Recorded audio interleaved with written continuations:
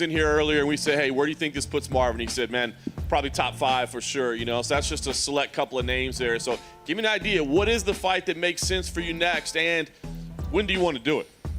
Man, you know, to be honest with you, before I called out Borrachinha, but fuck Borrachinha, he just came out of a crazy loss. Why would I even fight him? I want to go straight to the title, man. To be honest, you know, I'll be really honest. I like the fight, but you know, I feel like top 5, there's no opposition. There's no real opposition. Like, Cannonier just lost. Darren Till is, I don't know. I don't even think he's top 5. Borrachinha just lost brutally. And who else is there? And Jack was number 4. So, oh yeah, well, Whitaker wants to just enjoy Christmas with his kids. Which I don't blame him, but you know, it doesn't seem like he really wants to fight for the title. What's up, man?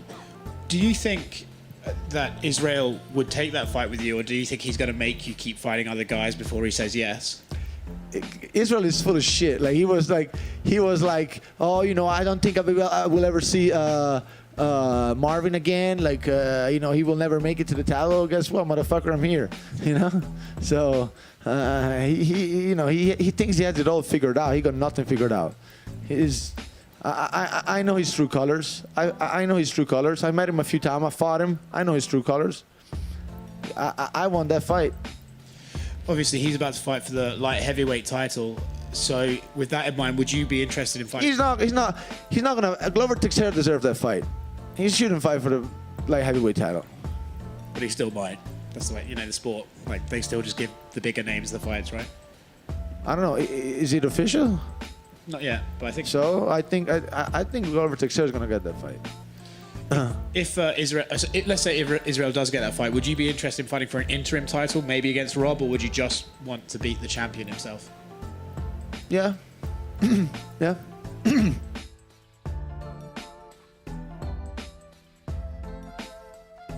And you're in Ireland now, Roddy. When, like, I know you were in Portugal, you come back, and then when do you plan to go back over to join the champ camp?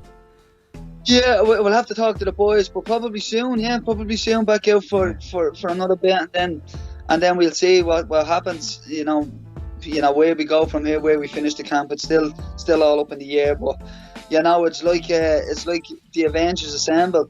You know, so as soon as we get the nod, like, we're out there. Like, I've been out there.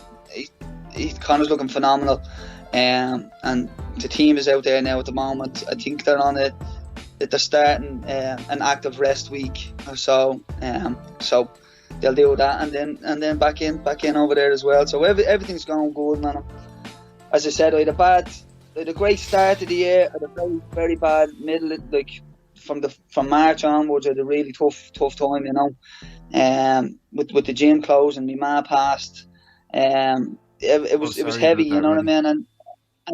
And now things are looking up again. So it's a roller coaster, but it's a fun one, you know.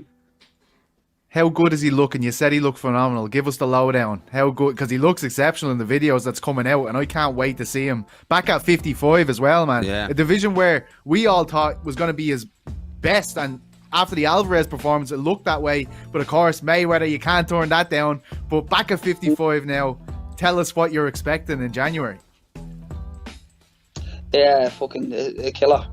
Honest to God, just a stone cold killer, man. He's just one. He's like coming off the Cerrone camp. He was in great form. He was motivated. He was in a good place. And then he wanted to go on this run throughout the year, and COVID messed it all up for everybody.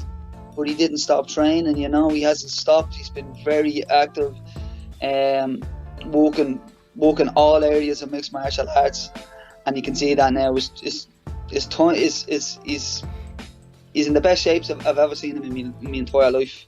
You know, the Doc and Colin have been just working tirelessly, and Tristan Kennedy with the nutrition.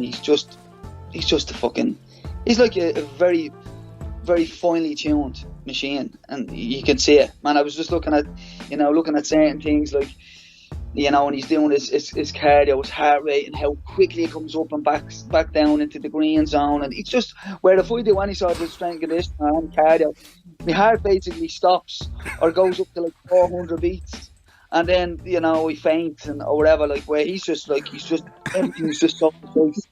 And then when it comes to his grappling, his wrestling, we all know his striking is phenomenal as well. So he looks phenomenal, and he's in a good place. He's in a happy place, So I just can't wait. Good See him stuff. do it again. It's going to be a great fight with Poirier as well. Poirier has came on an awful lot since the first one. So yeah, it's going to be great. It's going to be great to see him back in there. The fans are going to love to have Conor back. It's funny to see the situation, right, Roddy, with Khabib now retired or whatever, or kind of in between retired. Dustin Poirier has said, like, this should be the title fight, and me and Niall agreed. As soon as Khabib hung up his gloves, we're like, how, as the UFC, can you not put Conor McGregor in a title fight, given his lineage, a champion of 2 divisions, always in the title conversation for that division?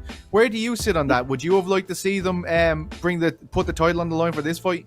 Yeah, I definitely think it's the most obvious option for the title fight. So I don't know what they're doing I don't know what they're doing in regards to it, but maybe they're just hoping to see Khabib come back. I think that's probably the most obvious reason why they haven't made a title fight.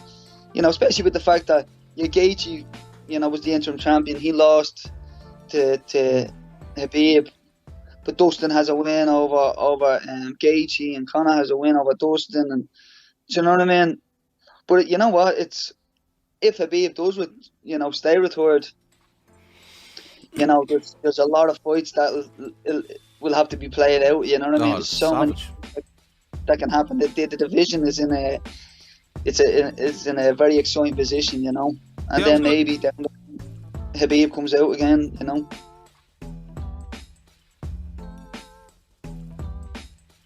How do you feel now that you're, a few days removed from that win, like settling into the weight class? I don't know. Give me the thoughts.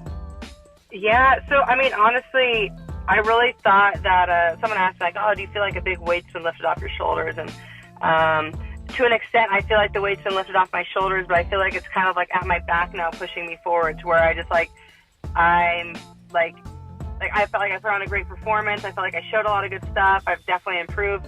But I just want to keep grinding, and I'm excited to get back in there and look at the stuff that I could definitely improve on. And and Rachel was a great opponent. I'm kind of bummed out because there's been the internet's never very kind, but a lot of people are saying her and her makeup and all this kind of stuff. But she was tough, and without her being so tough, I wouldn't have been able to put on such a good performance as well. So I'm really grateful for her and her being so tough and helping me have, in my opinion, one of the best performances of my life. But yeah, it's all kind of surreal. It was a really awesome experience, and I'm a little hungry for more, just chasing that dragon and, fight as much as possible and keep that momentum going. Tim's fighting mid-January in Abu Dhabi.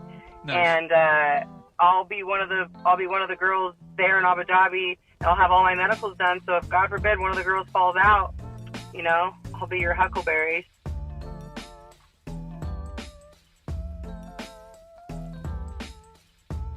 If MMA was around when you were young, if the UFC was big and there was money to be made and there were gyms everywhere, is that something you would have pursued? Well, you know what? I could have done it. You got to remember, I was a lightweight, which was 150. I won the Olympics at 150. But I wrestled everybody on the team. We had a heavyweight that weighed 450, and you got the bronze medal in the Olympics. And I was the only guy that could go with him and stay with him pretty much really good and actually get him to the point where I could beat him. But, I didn't go underneath him much because he couldn't take me down. But he one time had me, he said, "Would you go underneath?" And I was a little cocky. I went underneath and I got hurt in 30 seconds. But the thing is, you first have to get there. In Olympic wrestling, you don't start down. So I never had to really be underneath there. But no, I would have actually probably been tempted. And in my time, you couldn't even be a coach and make any money after you wrestled. So I had to give up wrestling. But I would say that my life, the way it went with finding a wife, having all these kids, it would be a different life had I went on and continued to wrestle for the Olympic Games or continued to fight with MMA and make money. I've been able to do pretty well with wrestling and speeches and with movies and stuff like this, and I wouldn't trade my life. The only thing I would ever add to it is I'd look back and say, well, there's certain mistakes that I made, but the mistakes I make, I never want to make more than once.